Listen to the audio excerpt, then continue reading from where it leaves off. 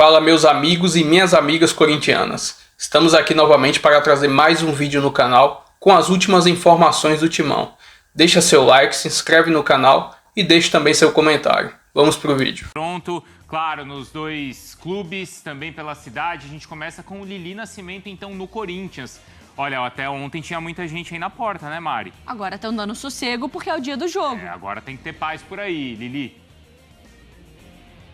Só por enquanto, né, meus amigos? Bom dia para vocês, amigos do estúdio, fãs de esportes. De manhã, alguns torcedores estavam aqui, saíram, mas a movimentação já vai começar, tá bom? Eu consigo ver alguns carros já se aproximando. E claro que a gente vai conversar com esses torcedores. Mas vamos falar da preparação, né? Agora é concentração total. O ônibus do Corinthians deve sair daqui entre 7 e 7h30 da noite. Nós estaremos acompanhando durante todo o dia. Mas vamos falar do que interessa, né? Dentro da o treino de ontem, informação que foi dada em primeira mão pelos amigos do GE e confirmada pela ESPN de que durante o treino ontem o Garro sentiu dores no joelho, tá? As dores que ele vem sentindo desde julho do ano passado.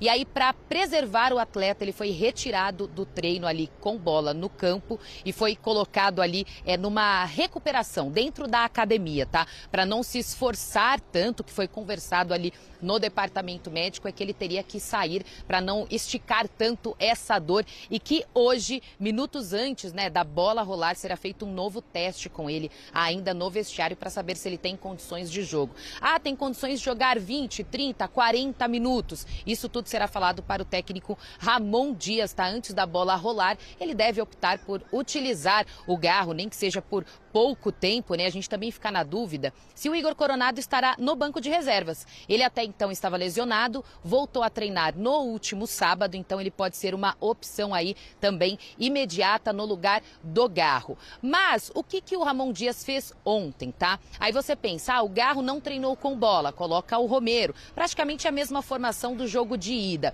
Mas o Romero não foi colocado, o Thales Magno no lugar.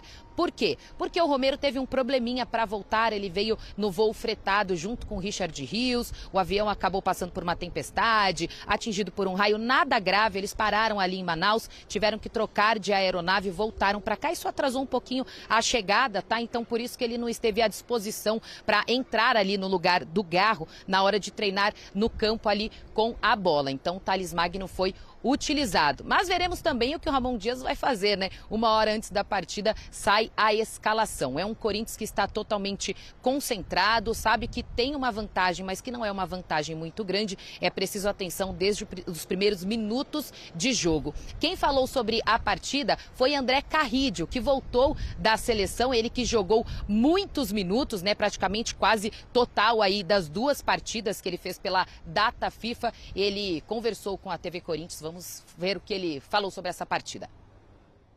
O objetivo é claro, né? Começar o jogo como se tivéssemos 0-0 e ir em busca da vitória e em busca do título. Isso está claro, né? Não temos que ficar apoiados, temos que jogar sério, não temos que pensar no primeiro jogo, temos que pensar só no segundo. O jogo começa 0-0 em casa, somos muito fortes, sabemos, e com nossa torcida ainda mais, assim que nada, vai ser um dia especial, um dia bonito e, se Deus quiser, vamos a festejar depois do jogo. Pois é, e o Carrídio que falou também nessa entrevista, né, que ele tá sim um pouco cansado, mas é comum sentir esse cansaço, né, disputou as duas partidas pela data FIFA, por isso que no treino de ontem, ele e o Martínez já estavam à disposição para treinar no campo com bola, tá? Mas a comissão técnica preferiu ali preservá-los, até porque o descanso também faz parte do treinamento, amigos. Muito, e muito. Tava falando sobre o Carrídio ali, né? Carrídio ou Richard, né? A gente tava falando exatamente sobre isso, ouvindo esses personagens, então, que a Lili trouxe na entrada ao vivo dela. A gente pode passar até para os comentaristas essa pergunta. Ouvimos dois personagens importantes, talvez o Carrídio tenha mostrado mais, né, pro lado do Corinthians do que o Vitor Roque na expectativa do que ele pode vir a ser pro Palmeiras. A verdade é que Memphis e Veiga também são dois protagonistas. O Memphis com 15 jogos, 2 gols e 7 assistências. O Veiga com 13 jogos, 2 gols e também as mesmas 7 assistências. Vamos começar pelos personagens, talvez, que cada repórter trouxe. O Carrídio bem ajuda demais o Corinthians, não ajuda?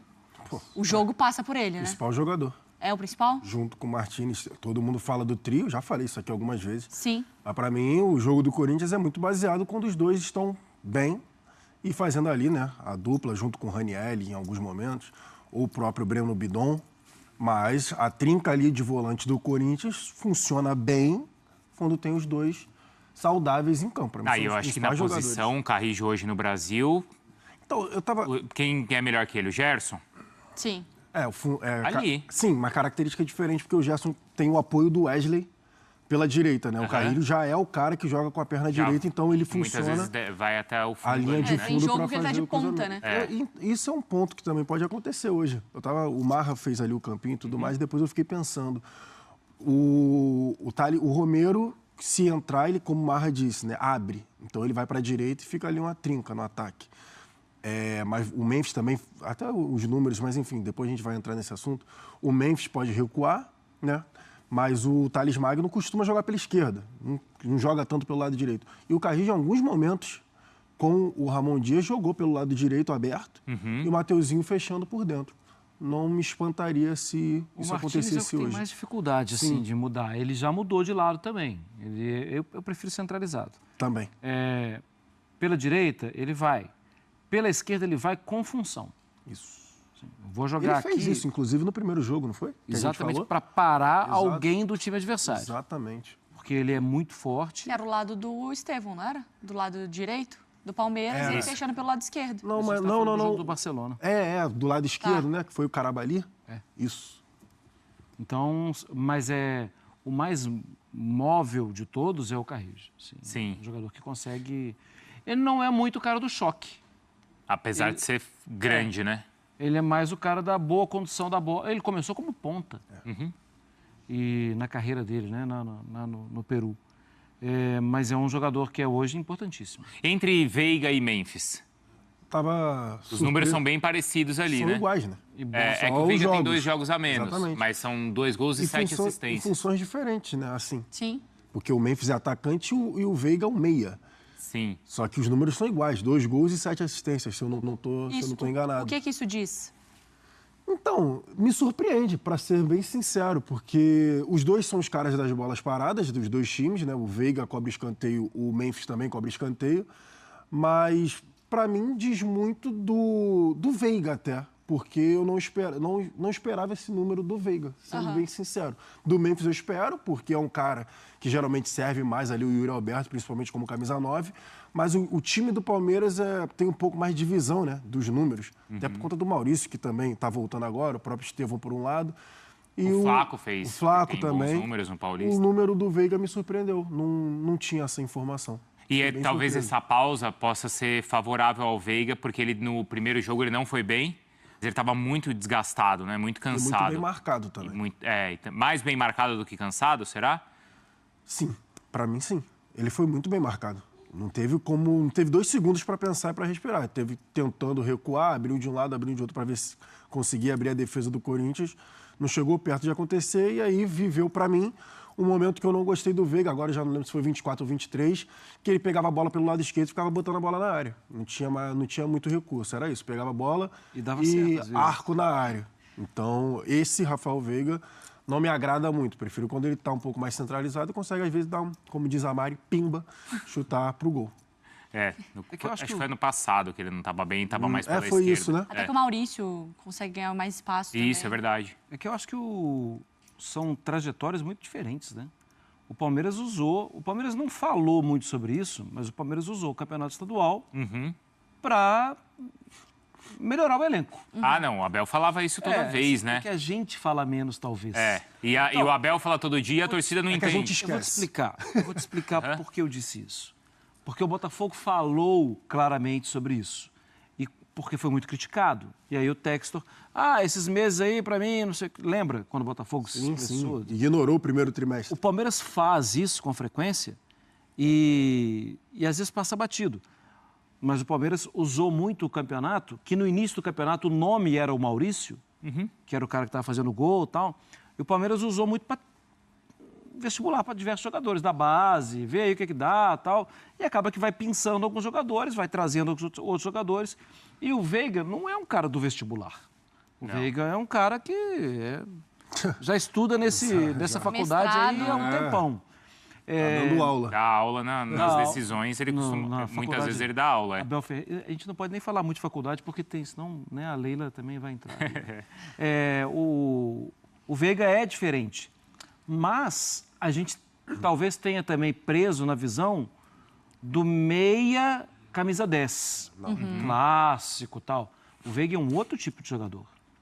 O Veiga não é o jogador da 10, o Alex. O Veiga não é o Alex. São criatividades diferentes. O Veiga, talvez, ele acelere muito mais o jogo. E o Alex era muito mais genial. Nem gosto desse tipo de comparação. Estou falando por causa da visão do 10. Sim. Ele até usa 23, não tem nada a ver. Mas, às vezes, não se espera dele os números que ele entrega jogando menos e o time sendo mais mudado. Sim. Isso só joga o Veiga nas alturas. A gente confesso que isso me incomoda um pouco. Exatamente o que você falou. Porque eu espero, às vezes, do Veiga justamente isso. Aquele passe em profundidade, aquela quebra, né, de quebrar a linha do jogo, da defesa adversária. Só que um ponto positivo do Veiga nessa temporada, para mim, está sendo a parte física mesmo. Tá um pouco mais atlético, então ele está participando mais do jogo, está jogando fora de função, está descendo um pouco mais. Contra o São Paulo, ele entrou naquele jogo físico, né? Exatamente. Que foi aquela partida. A gente estava falando desse momento de crise do Corinthians, e se você recuar aí num recorte de 10 ou 15 anos, toda vez que é como se o Palmeiras não fosse um rival do Corinthians, tem sido um co-irmão, que toda vez que o Corinthians está mal, o Palmeiras vai lá e o ajuda a sair de uma crise. Vem ele, né? Não, é verdade. Vai pro recorte. Vai pro recorte. Vai. Ainda bem que a gente já conhece, né? Acabou, Mariana? Acabou? Vai. Não, mas é verdade. Vou aparecer nesse vídeo. Nesse vídeo eu vou aparecer um pouco diferente. Peraí, eu posso... Eu tô falando sério. Você quer que eu traga fatos? Ou você vai simplesmente desmaiar? Não. Não, ó, dos últimos 15 anos pra cá, o Corinthians esteve à beira, e é verdade, gente, o Corinthians esteve à beira de crises históricas. Aí ele encontrou o Palmeiras pela frente e o Palmeiras ajudou. Em 2011, eu vou citar, vai contando. Conta. Tu vai... É mesmo? Vai lembrar todos? De 2011 pra cá. Pô, vai lá. 2011, teve o episódio Tolima. Jogo seguinte, era o caos no Corinthians. Jogo seguinte contra o Palmeiras, o Corinthians venceu. No mesmo Campeonato Paulista, o Tite ia ser mandado embora. Aí teve o episódio do Fala Muito, com o Filipão, tal. O Corinthians eliminou o Palmeiras. E a partir dali, o Corinthians simplesmente gabaritou Brasileiro, Libertadores e Mundial. Era uma crise. A partir do momento que ele vence o Palmeiras, ele consegue emendar essa sequência de vitórias. Aí o Corinthians ganha um título atrás do outro. Em 2017, o Corinthians não tinha nem treinador. Encontraram o Carille, deram um jeito e colocaram o Carille. O Jô era a reserva do Casim. Sim. Tem jogador expulso. Tem jogadores por engano, lembra? Lembro. Aí o Corinthians vai lá, vence aquela partida, ele é campeão paulista. Naquele mesmo Campeonato Brasileiro, o Corinthians estava despencando. Lembra que o Renato falava? Vai despencar, tal. Aí o Palmeiras aproximando. Aí tem o episódio Craque Neto.